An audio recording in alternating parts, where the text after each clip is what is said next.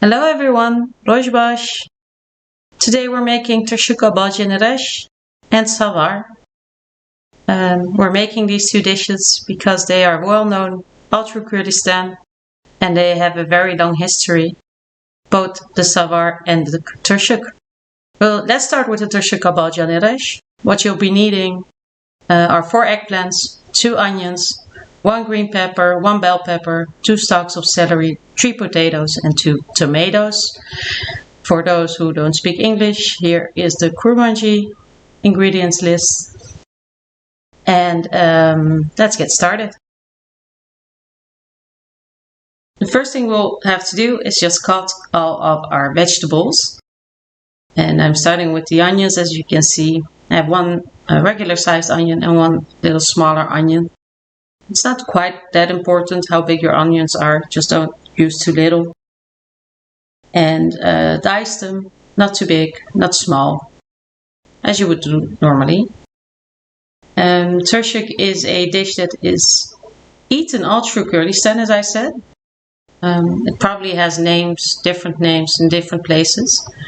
That's not that important. What's important is that we share a heritage of cooking and of tasting, and these are some of the tastes that I think we all grew up with. I chose to do 2 vegan recipes because not everybody eats meat, but if you want you could add meat to both of these dishes, and I will also let you know when would be the appropriate time and what type of meat would be suitable for the dish. But as they are now, they are completely vegan. And next we'll move on to cutting our potatoes. I wrote that you need 3 middle-sized potatoes. I have a few more smaller ones, and I am cubing them into about 1 by 1 centimeter cubes. Just preparing our vegetables so we can build our tershuk later on. And the ingredients are a little different than how my mom makes them, because my mom doesn't use potatoes as she doesn't use celery. But I chose to add potatoes because it's a vegan dish and it needs to be a little bit filling. And the celery actually I put in because I like the taste. It gives a little bit more depth to your tershuk. And as you can see right now, I am cleaning and dicing my peppers. I've chosen at this point not to use any spicy peppers, and you really could. I mean, a lot of Kurds like spicy food, but a lot of non-Kurds don't, so I chose to do it this way. The bell pepper is actually not a type of pepper that's it's not being used a lot in our kitchen. I did choose it because I like the taste a lot. It's a little bit more fleshy. Just make sure you clean your bell pepper, take out the pits and also the white parts, because they don't taste very good in your dishes. All the ingredients were measured based on my mom's ingredients list, which wasn't that easy. I'm working on a cookbook, and because I want the cookbook to represent the taste of my youth, I am working together with my mother. And basically getting the right amounts of the ingredients is, I think, the hardest work that we're facing. Like many other moms, like many other Kurdish moms, I think especially, but maybe Middle Eastern moms, not just the Kurds, they have an interesting way of measuring ingredients. They measure with their eyes. So I have to be careful when we're writing down our ingredients lists to make sure that I keep an eye on her, because she can just put everything in and then later on tell me, oh, it's a little bit of this and a little bit of that. For example, we were making a dish and she had already put the oil in the pan. I was like, Mom, how much oil did you put in this pan? And she answered me that it was 1 tablespoon. So I said, okay, Mom, I'm not sure. Let's measure. And we measured, and it was exactly 3 tablespoons. So yeah, she's the best cook I know. And maybe because she measures with her eyes, her food is incredible. But it doesn't work if you have to tell somebody else how to do the dish or make the dish. As you have seen, I've also at this point diced both the baljaneresh or baljanesor, so the tomatoes and the eggplants. And every vegetable has been diced and is ready to go. Let's build our tushuk. First you put in your oil, then your onions. And if you want to put in meat, you put your meat in first before you put the onions in. So first your oil, then your meat, then your onions. Here we put the celery, and then we'll add the peppers.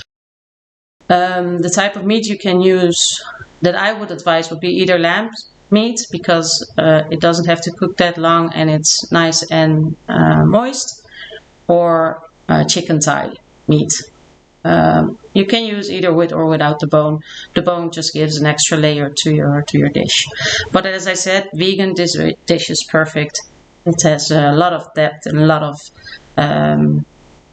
warmth to it. I mean, tushuk really reminds me of a warm dish. It's heartfelt food. And as you can see here, I'm adding in the potatoes, which you can leave out if you want. Now I've minced my garlic using a garlic press.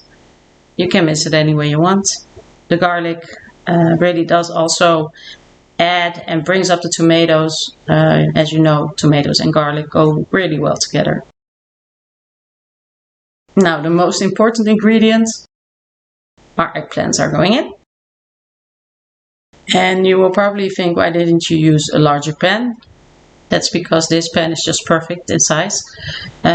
We can fill it up completely with our ingredients, and as you will see after cooking, especially the eggplants, but all the vegetables, they will lose a lot of volume because they will release their fluids into the dish and create this amazing aroma.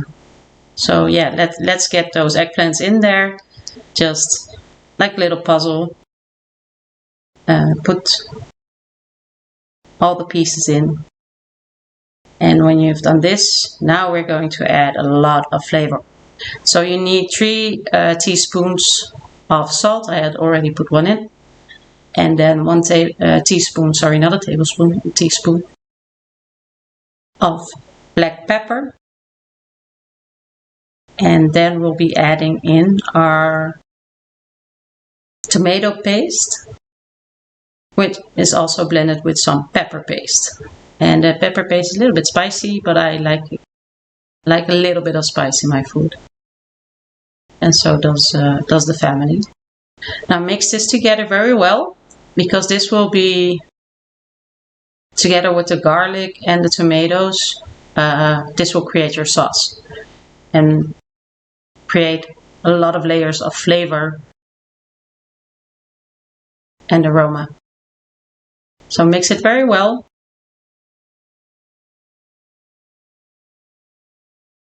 So as you can see, these ingredients are quite simple. They are cultivated from the land. And Kurdish cuisine has a very rich and long history. It dates all the way back to the Neolithic period, when hunter-gatherers started to settle and the humans started to use agriculture and keeping livestock. And as you can see here, after building our tushuk and mixing our fluids and actually spices, we just pour them over our eggplants, and then finally we place our tomatoes on top. Now we close our lid and we put it on a stove on middle heat. and we just let it slowly start to boil. It's mostly the water from the vegetables that's being released, so you don't have to add too much water, as you noticed from the ingredients list. And after 25 minutes on a middle heat, we're not quite there yet. I prefer to use a middle heat. I just showed you that it's boiling and that we have enough water from the vegetables. I prefer a middle heat because this way you can make sure it doesn't burn because you're not adding too much water yourself. And as you can see, then after 30 minutes, the vegetables are slowly wilting, and then you can push them down a little bit into the fluids. So they will soak up all of the taste from the spice, the garlic, the tomatoes, the tomato paste, and slowly turn into this nice stew that we can enjoy later on with friends and family. Just pour it on your savar or your rice, whatever you prefer. If you don't like rice and savar, dip in your bread. It will be amazing. This truly is one of my favorite dishes, and I think we could call it our national dish. But the reason I'm not calling it that, because then we'll start this whole debate about what the national dish is, and you know how that can go. Because we also have our heshin and our pil, and we also have our kebabs, we have our breads, etc. But for me, it's this. And turshik is not just one stew. We have so many types of turshik. Turshik can come as a green pea stew or a stew with dried vegetables, which is also amazing, or with even more types of vegetables in there. Dried beans you can use. There are so many types of turshik. And after about an hour of slowly boiling, our turshik baljanisor is ready. As I said, savar is amazing to eat it with, and savar is basically boiled bulgur or bulgur pilaf. Here you see the ingredients. I've used around 200 grams of bulgur, some shayre, and you need some butter, salt, and water. So it's not too much. I've melted the butter, and now I'm throwing in shayre. And what's important here is to keep it on a high heat. So I have it on 7, as you can maybe see. As I said, it's an induction that I'm using here. So it's a high heat, not the highest heat. And be careful. It takes about 2 minutes for the shayre to brown, but it will brown suddenly. So you need to keep an eye on your pan. And to make sure it doesn't stick to each other or to the pan, just stir it around once in a while. You can see that our butter, which is a vegan butter, by the way, I forgot to mention, because we're making vegan dishes, as I said.